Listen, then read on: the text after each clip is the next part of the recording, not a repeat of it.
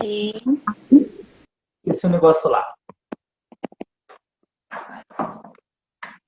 O papel, cara.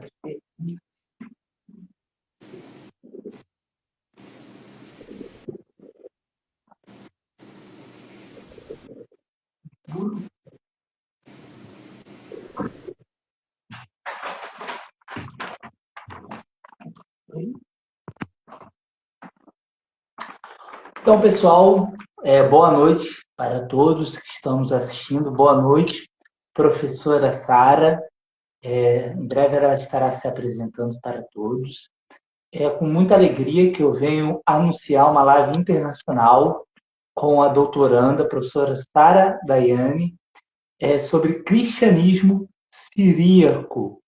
Então, que Deus esteja nos abençoando nessa live, que possamos aprender mais sobre cristianismos orientais, que é uma vertente da história do cristianismo pouquíssimo falada e pouquíssimo divulgada aqui no Brasil. Professora Sara, essa página é sua, pode estar se apresentando, pode falar aqui sobre o seu trabalho, sobre sua pesquisa. Fique à vontade, Deus abençoe. boa noite a todos. Obrigada, Felipe, pelo convite para falar aqui com os seus seguidores do Instagram, História da Reforma. É um prazer estar com vocês aqui hoje à noite. E eu trabalho, então, com cristianismo siríaco. Faço doutorado aqui na Universidade do Tennessee, nos Estados Unidos. Mas trabalho com esse tipo de cristianismo já desde a minha graduação na Universidade de Brasília.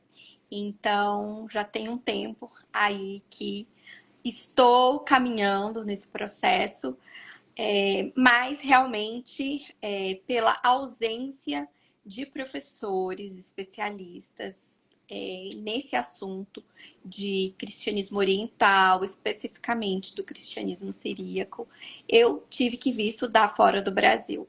Então, também fico muito feliz de estar com você hoje aqui na sua página para poder divulgar mais, trazer mais informação e conhecimento em português para o público no Brasil sobre o cristianismo oriental, especificamente o cristianismo siríaco.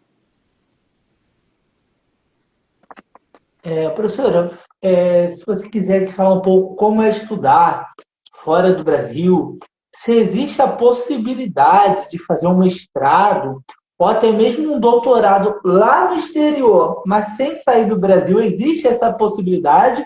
Ou a pessoa só consegue fazer um doutorado indo aí para os Estados Unidos, para a Europa, para a Austrália? Como é essa sua dinâmica aí? Como é a dinâmica de fazer um doutorado, um mestrado internacional? Então, Felipe, existem alguns caminhos. O caminho que eu escolhi é o caminho de fazer o doutorado completo aqui. Então, eu preciso ficar aqui nos Estados Unidos o tempo todo do programa, que é uma média de 5, 6 anos por aí. E tem outras vias que hoje, né, com a internet é possível você fazer uma pós-graduação, mestrado ou um doutorado em algumas universidades americanas, mas à distância. Mas todas elas vão exigir é, línguas. E o primeiro exame que elas exigem é o TOEFL. Hoje também tem um exame padrão de inglês Duolingo ou IELTS. Então, o domínio da língua inglesa é importante. Cada universidade vai ter uma nota que eles vão pedir dessa prova de inglês, mas mesmo que seja à distância, você vai precisar desse tipo de certificação. Então, esse é um dos primeiros passos. A importância de ter esse trânsito, essa conexão com as universidades no exterior é principalmente pela questão da bibliografia e dos professores também. Como eu disse no começo, não temos no Brasil um professor especialista em cristianismo siríaco, por exemplo. Não temos um professor hoje que tem uma cátedra em uma universidade federal brasileira que saiba ler siríaco, por exemplo. E o que é o siríaco? O siríaco, ele é um dialeto do aramaico. Ele é um dialeto dos cristãos também, ali da região de Edessa, Antioquia, espalhados ali pela Síria, Líbano, Turquia. Cristianismo siríaco não é só o cristianismo da Síria. Muitos brasileiros confundem, né? Então, é um cristianismo ligado a uma identidade cultural, religiosa, principalmente a língua. Então, tem essa questão. Não temos professores no Brasil da língua. E também eu estou vendo aqui na prática o acesso à bibliografia. Não temos quase nada em português sobre cristianismo siríaco. A maioria das publicações estão em inglês, espanhol, algumas francês, alemão. Tem muita coisa em alemão e francês, inglês também.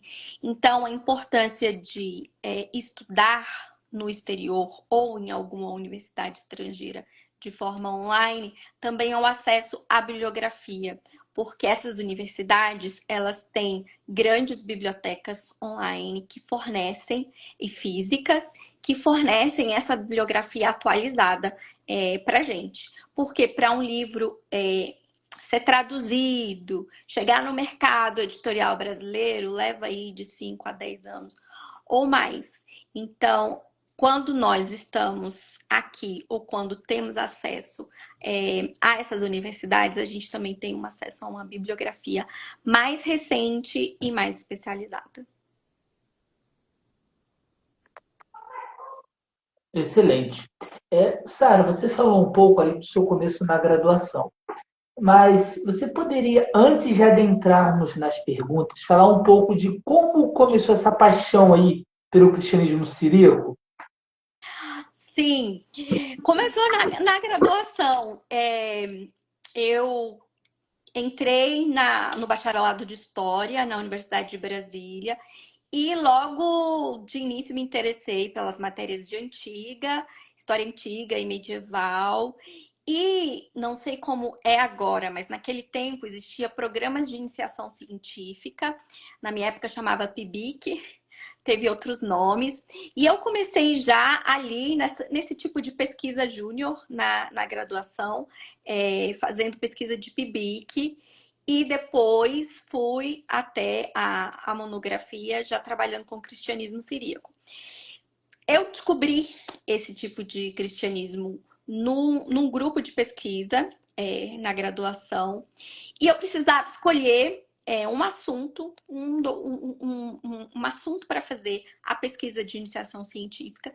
E aí eu comecei estudando Apocalipse siríacos.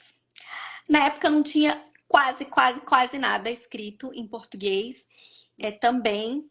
E eu me interessei por essa literatura, já assim, no início, na iniciação científica. E aí segui para monografia. Depois eu vi a necessidade, não tinha especialista para me orientar na época. Na UNB não tinha professor de cristianismo siríaco. E eu vi a necessidade de ir buscar professores fora do Brasil. E aí, então, eu me conectei com professores na Europa, professores aqui nos Estados Unidos, que me ajudaram bastante e me mostraram os caminhos possíveis que eu poderia trilhar por essa necessidade. Mas já na graduação, lendo material em inglês, que estava disponível no Brasil naquela época, pegando catálogos mesmo de manuscritos e textos. Eu fui folheando, estudando e escolhi esse tipo de literatura. Excelente. Então, agora vamos para as perguntas. Bem, a primeira pergunta é: o que é o cristianismo siríaco E quais eram os principais centros do cristianismo siríaco durante os séculos 7 e 8, que é o século que corresponde à sua pesquisa, correto? Sim, sim, sim, sim. Então, como eu disse antes, cristianismo siríaco é um cristianismo que tem esse dialeto de aramaico, o siríaco, como língua da liturgia, né? Dessa igreja. Que é uma igreja que está presente ali nos conflitos dos concílios todos. É uma igreja não calcedoniana, por exemplo. E os principais centros vão estar nas cidades, por exemplo, de Edessa, de Antioquia, de Nísibis, de Amida, Turabdim. Então, vai ser espalhado um pouco ali, norte da Mesopotâmia. A gente também tem testemunhos, inscrições em siríaco na Arábia e ali parte da Turquia também e até a Pérsia. Então, nesse momento, século 6 e 7, o contexto que a gente tem é o Império Bizantino, ou o Império Romano do Oriente, como hoje uma nomenclatura mais atualizada diz, estava em constante conflito com o Império Persa. Então, mesmo essas cidades, esses centros do cristianismo siríaco, serão cidades que muitas vezes vão passar da propriedade desses dois impérios várias vezes. Então, esses cristãos, eles estão não é acostumados, eles vivenciam essas disputas militares nesse período aí, século VI, início do século VII, entre esses dois grandes impérios. Então, esse é o contexto em que a gente tem pré-chegada da conquista islâmica. E nesse contexto, a gente tem o imperador Heráclio, que é o imperador bizantino desse período, está nessa luta e disputa com o Império Persa por essas regiões, a região da Terra Santa, Jerusalém. Os persas tinham entrado, conquistado, os bizantinos vão, conquistam de novo. Em 630, por exemplo, Heráclio entra em Jerusalém de novo, retoma a cidade. Então, essa é uma região de constante disputa entre esses dois impérios. Cidades que muitas vezes são fronteiras entre esses dois impérios. Então, esses cristãos estão, de certa forma, vivenciando essas disputas, que são disputas muito violentas, tá? Os relatos, inclusive, dos cristãos siríacos do século VI, por exemplo, mostram também essa violência, a guerra, a intensidade da guerra entre esses dois impérios é muito grande. Então, a gente tem esses relatos também. Esse é o contexto e nessa região pré-conquista islâmica. Excelente, Sara. E, assim, onde hoje o pessoal fala que é o mundo, né, muçulmano ali, a maior parte islâmica, né, da religião islâmica no mundo, é a janela que nós protestantes, cristãos de forma geral, conhecemos como janela 10/40. Também foi no passado onde tivemos a maior concentração de literatura, cristianismo no mundo ali no passado. E eu queria saber como os cristãos siríacos eles interpretaram a conquista árabe. Eles interpretaram essa conquista como um juízo divino, como um castigo, ou como uma bênção? Como seria essa interpretação que eles deram para a conquista árabe? Então, alguns pontos aí, Felipe. É, essa janela, né, que os protestantes muitas vezes colocam, na verdade, é a janela, uma região de concentração intensa de cristãos. É, Nesses séculos, nesses primeiros séculos aí, a maioria das pessoas daquele mundo, daquela região que a gente está falando ali, Turquia, Síria, Líbano, Irã, Iraque, a maioria eram cristãos. E no primeiro século pós-conquista, continuaram sendo cristãos. Então, como a nossa perspectiva de história é uma perspectiva, muitas vezes, dentro dos seminários protestantes, dentro da própria universidade, dentro da igreja, porque somos brasileiros, fomos colonizados por Portugal com o cristianismo latino-ocidental, a gente tem essa percepção meio enviesada. Mas naquele momento da conquista, século VII, e alguns séculos depois, a maioria das pessoas ali eram cristãos, né? Então, essa região foi intensamente povoada por cristãos. A conquista muçulmana, ela não é percebida inicialmente pelos cristãos siríacos como uma conquista definitiva, como um império que iria se erguer e ficar por muito, muito tempo. Eles variam, as impressões variam, mas inicialmente eles não estavam convictos de que aquilo seria permanente. Nem o Islã, naquele primeiro momento, era uma religião estabelecida. A gente tem alguns autores, como Jack Tanus, que trabalha bastante, Michael Penn, que trabalha bastante esse momento da conquista, e eles mostram que, por meio das fontes dos cristãos siríacos, que o Islã não era percebido como uma religião estabelecida, né?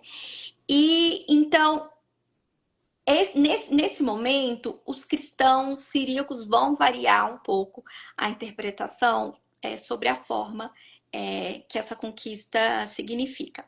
Mas eles vão ler tudo isso sobre as lentes bíblicas, né?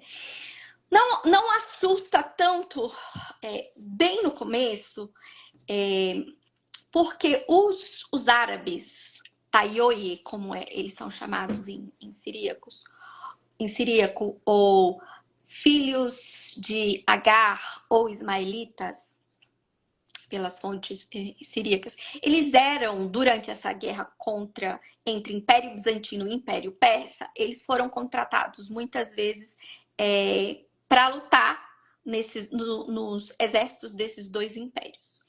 Então, eram, vamos dizer assim, conhecidos ali da região. Então, primeiramente, a impressão deles é de que esse poder novo que está chegando, ele não vai durar. Ele vai ser temporário. Então, muitas fontes, os apocalipses principalmente, eles interpretam a conquista árabe como um castigo divino, porque os cristãos pecaram e Deus mandou um povo estrangeiro, que eles chamam, né, de filhos de Ismael, para castigar esses cristãos.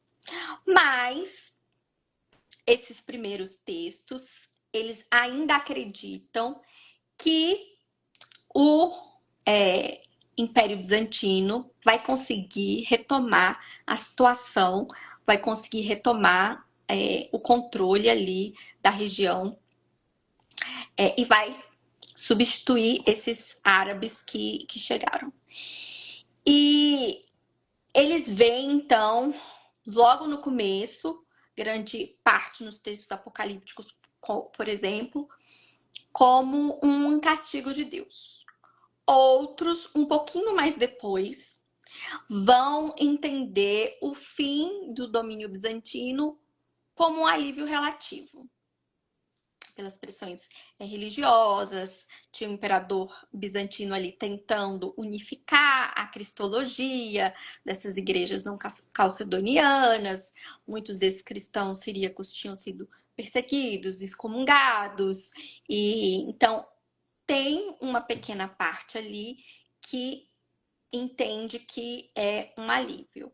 Mas, para a maioria, principalmente dos autores siríacos que escrevem Apocalipse, as guerras, os massacres, a instabilidade, os impostos vão ser vistos como castigo divino diante de uma providência de Deus para a restauração aí, que eles ainda acreditam nesse primeiro século, século 7, eles ainda acreditam que vai ter uma virada, que alguma coisa vai acontecer e o Império Bizantino, o Império Cristão, vamos dizer assim, vai retomar a situação.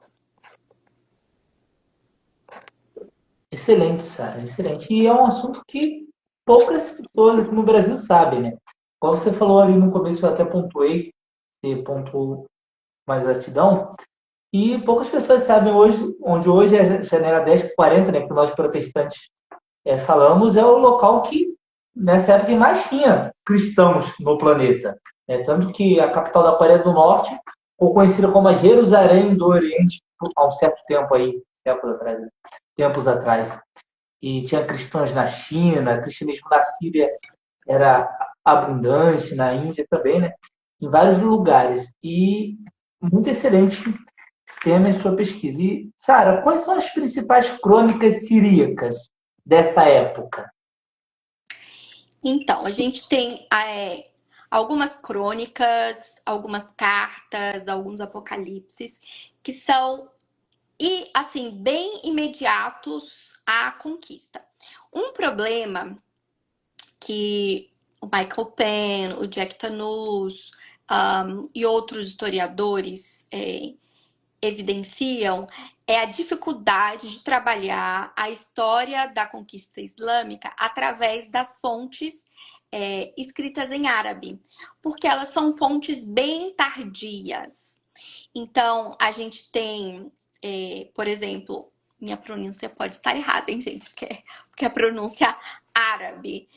Al-Tabari, os contos, a história escrita por Al-Tabari. A gente tem também, o nome dele é Al-Baladhuri, que conta sobre algumas guerras, Pacto de Umar, são fontes árabes, fontes muçulmanas, mas são fontes bem mais tardias. A importância dessas crônicas e apocalipses siríacos é que eles são o que a gente tem de mais imediato da conquista. Então, eles são escritos de uma perspectiva também de dentro do novo Império Muçulmano. Porque quando Heráclio perde a batalha para os árabes e ele foge de Damasco para Constantinopla, é como se a historiografia também fugisse junto com ele. O Michael Penn faz essa analogia. Então, os testemunhos em latim, os testemunhos em grego desse império bizantino que agora está fora, são testemunhos exteriores a esse novo império islâmico que está chegando. Os cristãos siríacos, eles estão dentro desse império. E eles estão escrevendo o que eles estão vivendo, o que eles estão vendo. Então, a importância dessas fontes é muito grande para a gente entender também a história do islamismo, a história dos primeiros séculos do Islã. E aí a gente tem, por exemplo, uma crônica de 640. Tá bem ali, uma crônica siríaca de 640. Então já está bem ali, bem mais próximo do que uma história contada por um escritor muçulmano no século IX, por exemplo, né? A gente tem uma crônica maronita também ali do século VII. A gente tem Apocalipse. A gente tem Apocalipse de Pseudo-Éfrem. A gente tem Apocalipse do Pseudo-Metódios. São exemplos dessas fontes que cada um dentro do seu gênero, né? Então, estamos falando aqui de cristãos que estão escrevendo de dentro da perspectiva cristã, mas a gente enxerga a importância disso porque eles são documentos que estão bem, bem próximos à conquista. Tem a Crônica do Kurdistão, também escrita no século VII. Crônica de Zuknin, que eu estudo bastante, escrita no século VIII, já aí, mas depois segunda dinastia muçulmana. Resumidamente, Maomé conquista a região, morre, tem uma briga ali entre os parentes. Um dos parentes estabelece uma dinastia chamada Dinastia Umayyada, e tem guerra civil, e depois dessa guerra civil assume uma outra dinastia chamada Dinastia Abássida. E essas crônicas e esses apocalipses, eles falam disso. Então, a primeira vez que o nome Maomé como o líder desse novo movimento aparece em duas crônicas siríacas. Então, são documentos muito, muito importantes, tanto para a história do cristianismo, quanto para história do próprio entendimento do islamismo, da história muçulmana também. Excelente contribuição, Sérgio. Excelente. E até que ponto, né? Você até falou um pouco disso, né? Mas se você pudesse aprofundar mais, até que ponto as crônicas podem ser consideradas fontes de pesquisas confiáveis academicamente falando, né? As crônicas árabes. Sim. Então, gente, como historiador, a gente tem sempre que ter uma crítica das fontes, né? E entender essa perspectiva de quem são esses cristãos que estão escrevendo esse relato. E aí a gente precisa, uma forma de verificação é confirmar com outros relatos, comparar as crônicas entre si. Então, muitas vezes, o autor ele está ali enfatizando, às vezes de forma poética ou com uma lente mais escatológica também.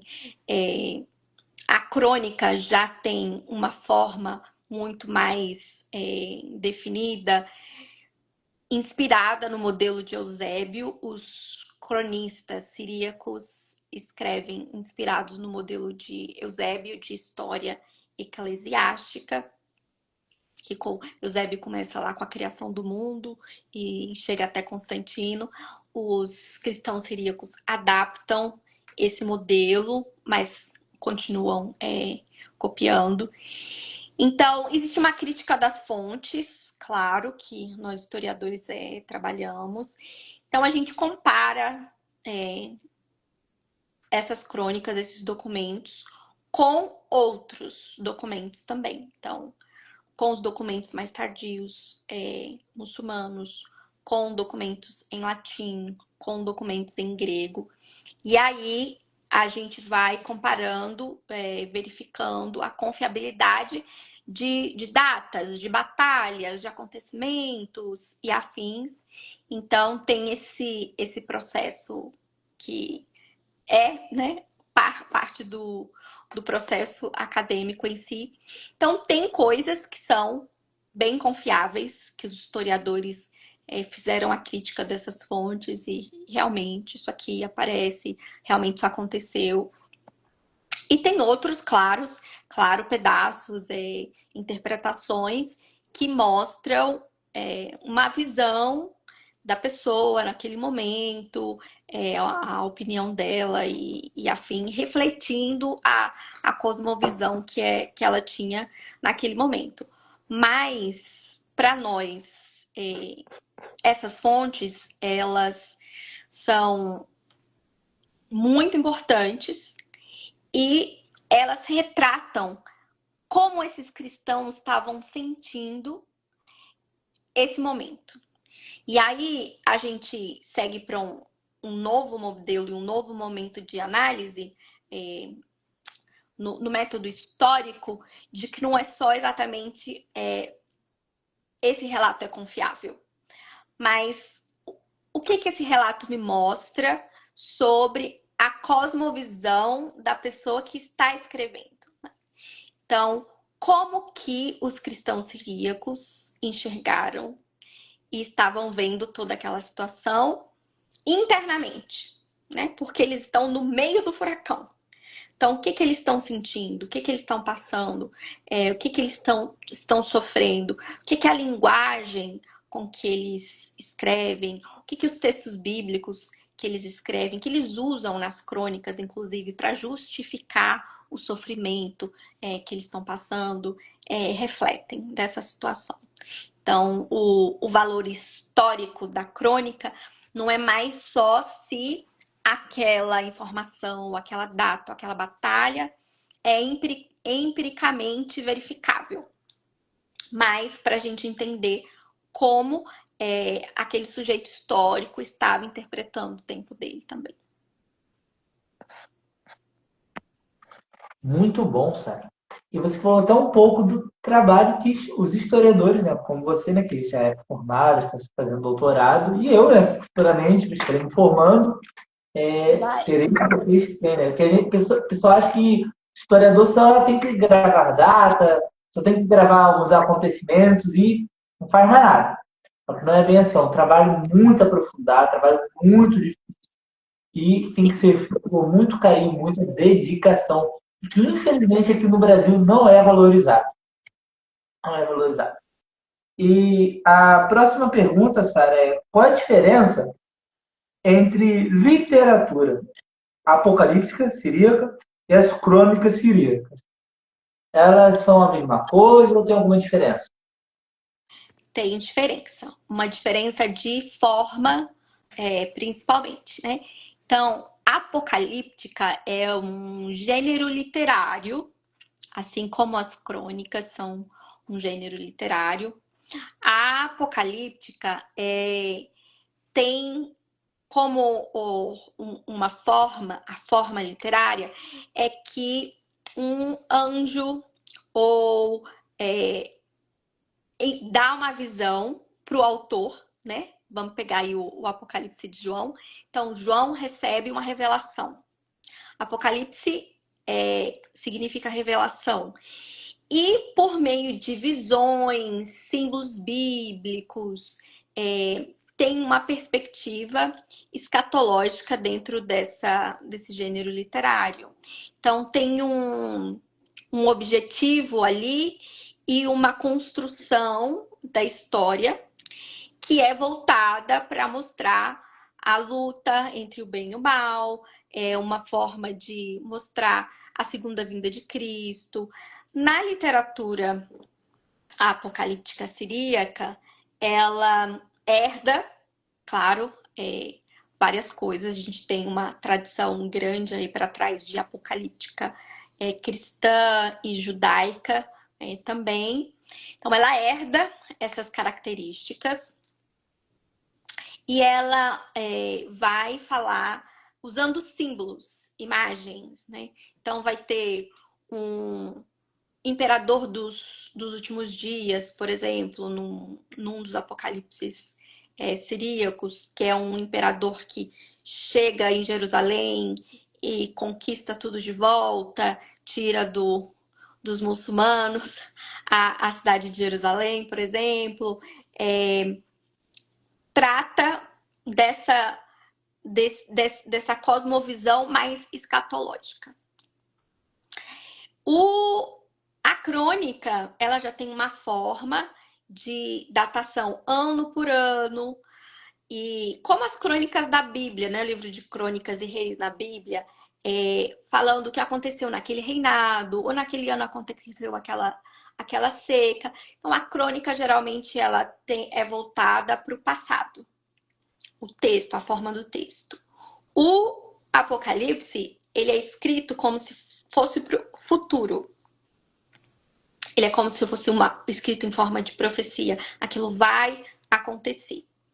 E aí, para esses apocalipses, a gente, enquanto historiador, entende que eles foram escritos em forma de profecia ex eventus. É uma palavra em latim, um termo em latim. Que significa que a pessoa está escrevendo sobre o presente usando verbos do futuro. Descrevendo como se fosse o futuro. Então, a literatura siríaca, apocalíptica, o texto descreve aquela situação usando imagens bíblicas dos apocalipses bíblicos, como Daniel, por exemplo, como os profetas também, Ezequiel, Jeremias. Ela bebe ali nessa imagem, mas ela usa essas categorias para falar da conquista, escrevendo de forma futura, escrevendo como se fosse para o futuro. A crônica não, ela fala as crônicas geralmente são muito claras e detalhadas. Então, a crônica diz: no ano tal aconteceu isso, Abd al-Malik, o governante muçulmano, organizou uma inscrição no Domo da Rocha, em Jerusalém, organizou os impostos e as taxas. A crônica dá detalhes e relatos mais específicos que o Apocalipse. O Apocalipse ele usa uma linguagem mais simbólica, mais velada.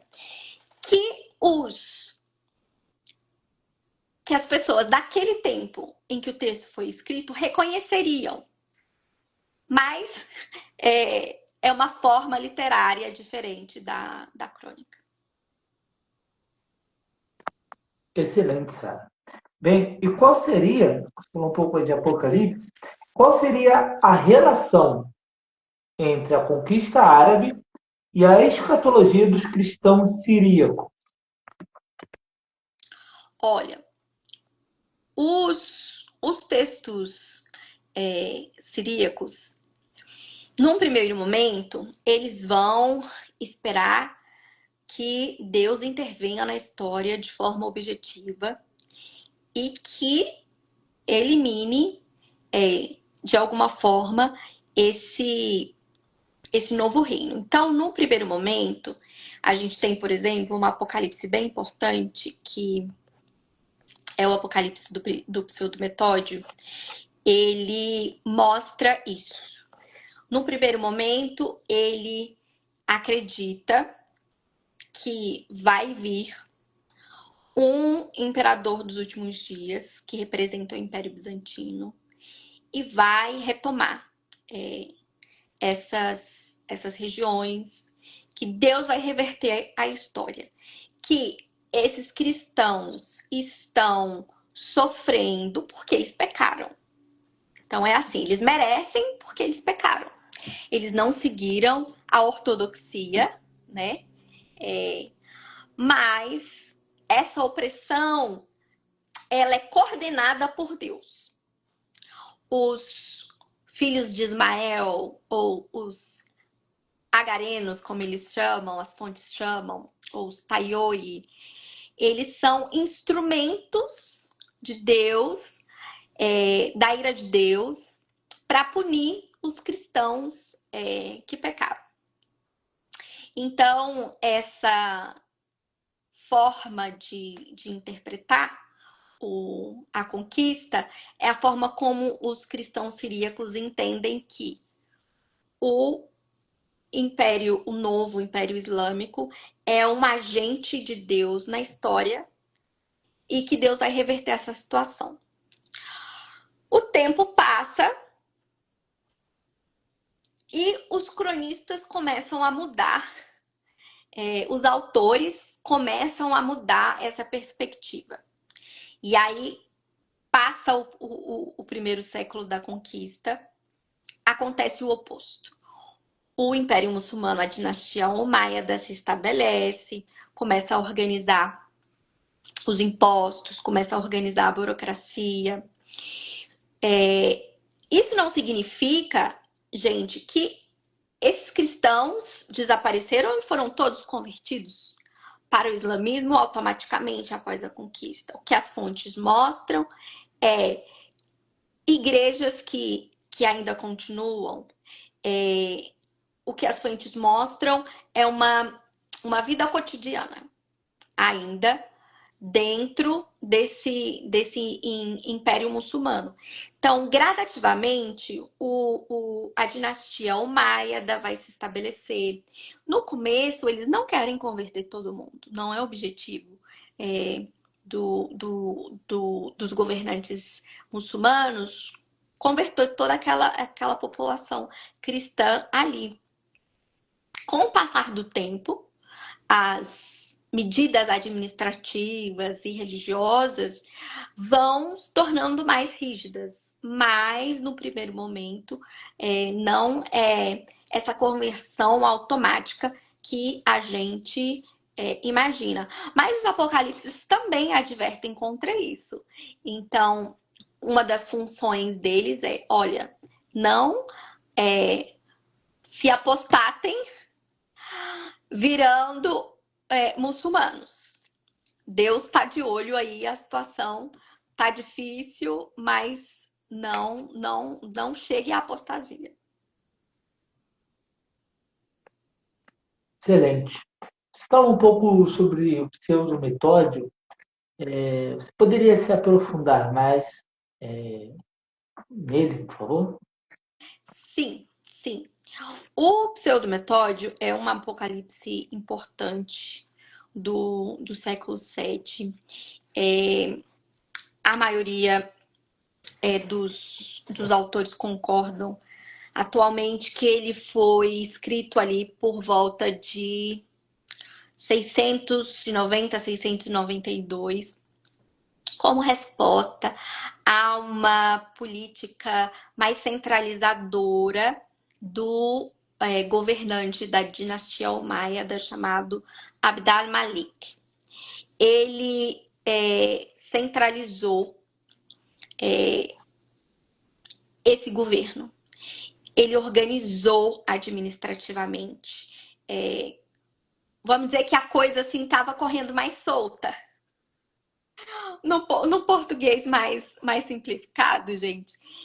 E ele foi e começou a organizar a situação. Então, esse apocalipse chama Pseudo-Metódio porque foi escrito como se fosse Metódio, mas Metódio é um monge, acho que é do século IV, então não foi Metódio que escreveu. A gente sabe que não foi Metódio que escreveu. Mas no começo do texto, começa falando que foi Metódio. Nós, historiadores modernos, nós dizemos que colocamos essa, vamos dizer assim, essa tag de pseudo. Ele é importante porque muito importante, gente, muito importante. Porque ele foi traduzido para várias línguas rapidamente. Então, ele foi escrito ali em mais ou menos 690, 692. E ele foi traduzido para o latim muito rapidamente. Foi traduzido para o copta. Ele se espalhou no Ocidente, inclusive. Muito rápido. E O pouco que a gente tem ali sobre... Ele não tem muitos detalhes históricos. Mas o pouco que a gente tem, os historiadores entendem que ele reflete esse governo de Abd al-Malik, que controla melhor ali as províncias, ele vai articular uma ideologia imperial mais centralizada, ele vai tornar o árabe a língua oficial do Império Muçulmano, que até então não era. Vai ter uma fiscalização de impostos mais organizada. E aí ele vai, inclusive, fazer novas moedas. Então, os historiadores entendem que a escrita desse Apocalipse ela é como se fosse uma resposta a essa nova opressão administrativa centralizadora desse novo governo. E aí ele vai ser muito popular, como eu disse, e vai ser traduzido para várias línguas. E, como eu disse antes, ele é um dos mais famosos e o autor acredita nisso. O reino cristão vai ser restabelecido, vai ser restaurado. E porque ele já tinha visto. Por que ele acredita nisso? Porque ele já tinha visto o rei do Persa e bizantino conquistando as fronteiras e as cidades, mudando as fronteiras toda hora. Imagina, uma hora Jerusalém está na mão dos persas, outra hora está na mão dos bizantinos. Então, para esse autor, é plausível que daqui a pouco esse império muçulmano seja derrotado e ele volte para mão dos bizantinos. Então, isso é um pouco do Pseudo-Metódios, é um texto grande. Ele começa falando sobre o início do mundo e chega até a conquista islâmica. Mas tem, assim, uma produção acadêmica bem grande sobre ele. Excelente. A próxima pergunta, Sara. O que as crônicas dos Apocalipse siríacos eles nos revelam sobre a conquista árabe? Então, eles mostram que a vida cotidiana continuou. A gente acredita, quando a gente olha de fora e olha daqui do Ocidente, que tudo parou. Meu Deus, cristianismo acabou e misericórdia. Não. A vida cotidiana continuou. As igrejas continuaram a existir. O que acontecia foi a adaptação desses cristãos à nova situação. Então, o que essas crônicas e esses apocalipses mostram? Falam sobre os impostos, falam sobre fome, falam sobre epidemia, mostram as violências, as guerras, tanto as guerras entre os muçulmanos e o Império Bizantino. O Império Persa caiu logo, foi rapidinho derrotado completamente pelos muçulmanos. O Império Bizantino ainda fica ali lutando pelas fronteiras, no vai e volta. Então as crônicas também falam disso. As crônicas falam das guerras civis entre os próprios muçulmanos. E as crônicas cristãs falam, por exemplo, do quanto que os próprios muçulmanos também sofriam nessas guerras, que eles chamam de fitnas. Então tem primeira e segunda fitna, por exemplo, nesse período. Essas crônicas falam, esses apocalipses falam da administração local, falam da própria igreja, falam da relação entre os bispos, os monges e as autoridades muçulmanas, falam de cristãos corruptos, por exemplo, falam de cristãos que estão em apostasia, falam de cristãos que são ascetas. Tem pedaços de hagiografia, que são história dos santos siríacos, dentro dessas crônicas. Falam, inclusive, de sinais celestes. A gente tem um relato na crônica de Zucnin sobre a passagem de um cometa. E aí os cientistas historiadores fizeram as contas e realmente passou, apareceu naquele período. Então, elas falam das igrejas e dos mosteiros que permaneceram, como os bispos negociavam a permanência da igreja com as autoridades muçulmanas. O que acontecia? Às vezes tinha perda de propriedade, às vezes uma convulsão ou desordem social. Às vezes um governador local de uma região que era muito ruim com todo mundo, inclusive com os próprios muçulmanos. Então, elas mostram como a vida continuou e como esse cristianismo sobreviveu e foi negociando com esse novo poder, com esse novo domínio. Excelente, Sara. E muitas dessas questões que esses cristãos enfrentavam, claro, outra realidade, mas muitas dessas questões nós ainda enfrentamos hoje. Ainda enfrentamos hoje. Claro, com outra dinâmica, outra realidade, né? Totalmente diferente. Bem, estamos chegando no final, Sara. Tem mais duas perguntas aqui. E a penúltima é como a conquista árabe ela influenciou a espiritualidade desses cristãos e como as crônicas e os apocalipses siríacos eles trazem o que eles trazem sobre a espiritualidade dos cristãos siríacos. Olha, sobre a questão da espiritualidade, eles mostram, eles enfatizam o arrependimento, eles enfatizam a resistência, enfatizam a importância do martírio desses cristãos, que quem resistir a se tornar uma apóstata, no caso, muitas vezes, a se converter ao islamismo, vai ter uma recompensa.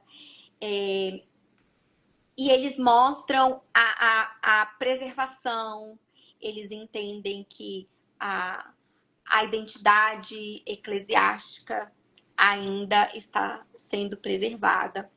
Mas, ao mesmo tempo, eles entendem que eles precisam participar daquela vida ali. Então, muitos são funcionários administrativos do governo muçulmano, né? Então, existem tratados apologéticos, inclusive,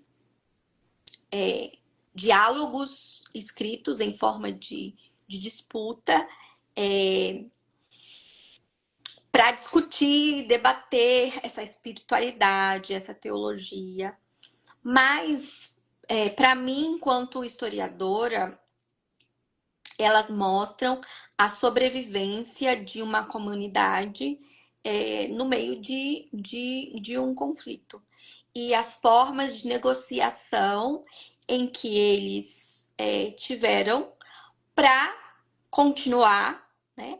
E é claro que com o tempo, né? Lembra ali no começo da live que eu falei, aquela região ali, a maioria são cristãos. Claro que ao longo dos séculos a chave vai virar. A região vai se tornar maioria muçulmana e os cristãos vão virar minoria. Então, mas nesse começo, início do século VII, a maioria das pessoas ali eram cristãos. Ao longo do tempo, ao longo dos próximos séculos, a chave vai virar, os cristãos vai se tornar uma minoria, mas eles continuam lá.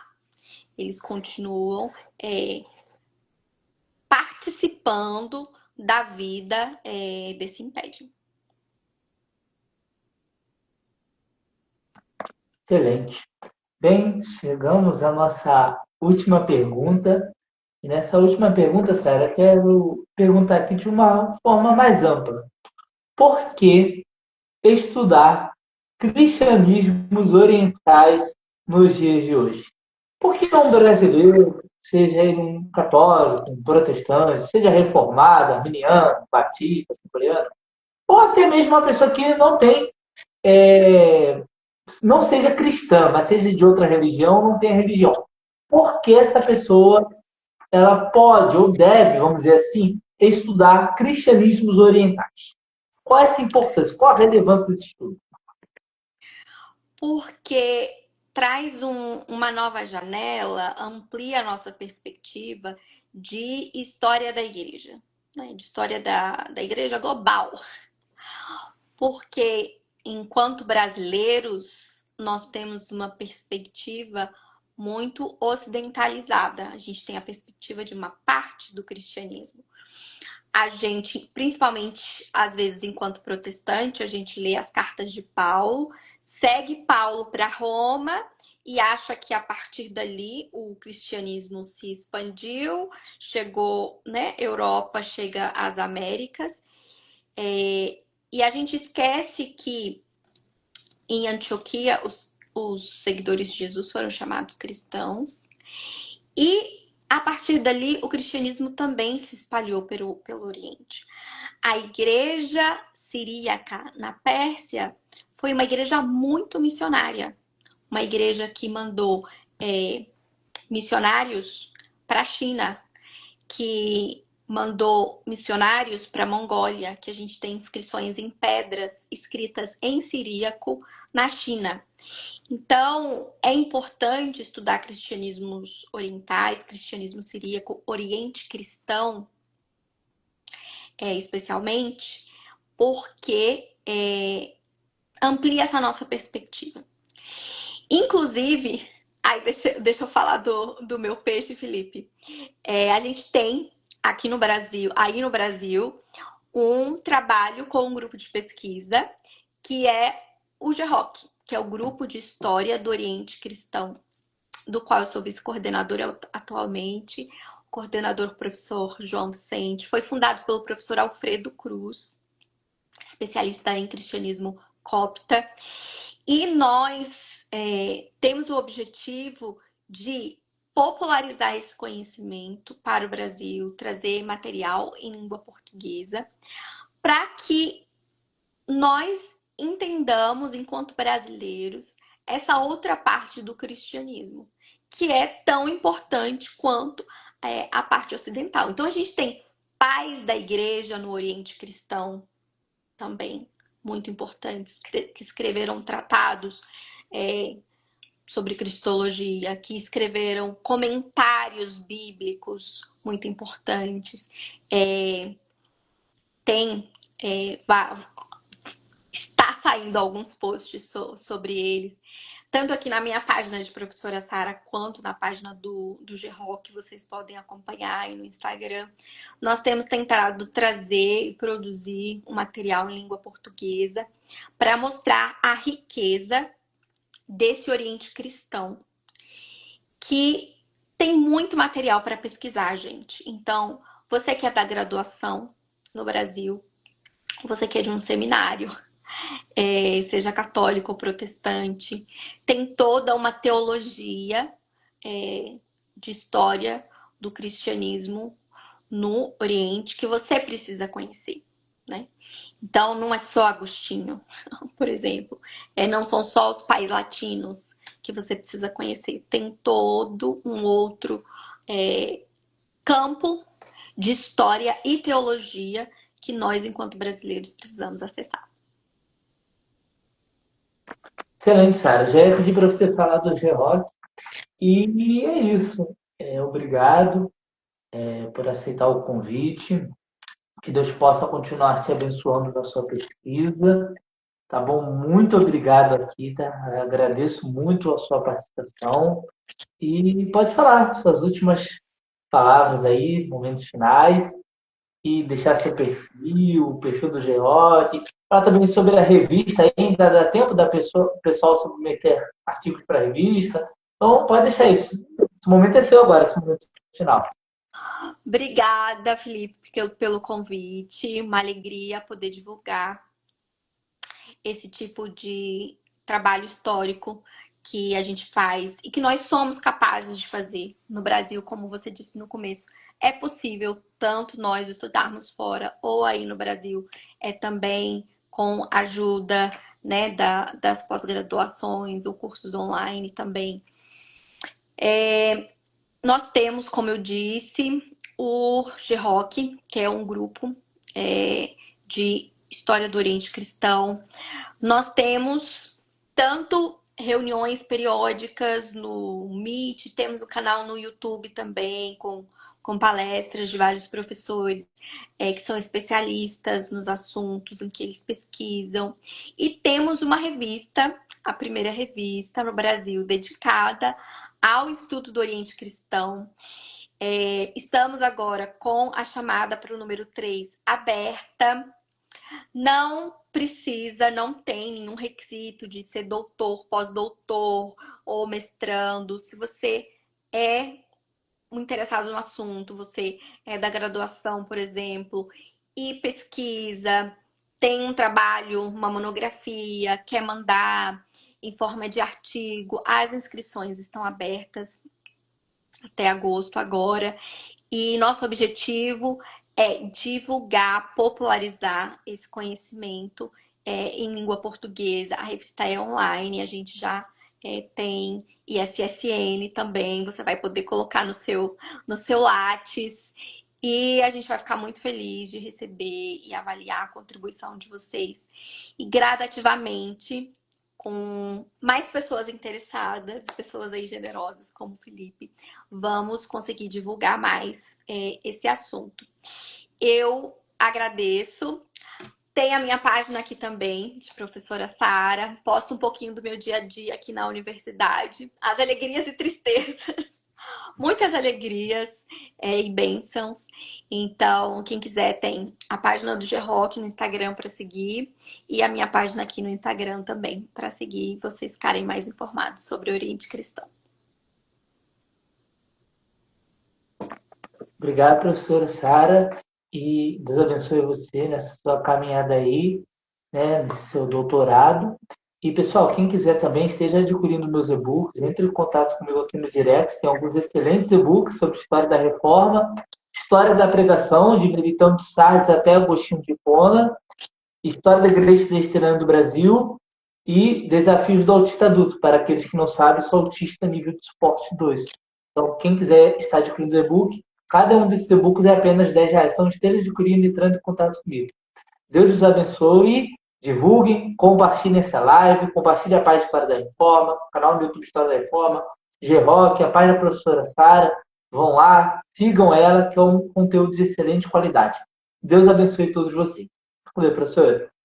Obrigada, boa noite, pessoal. Tchau, tchau.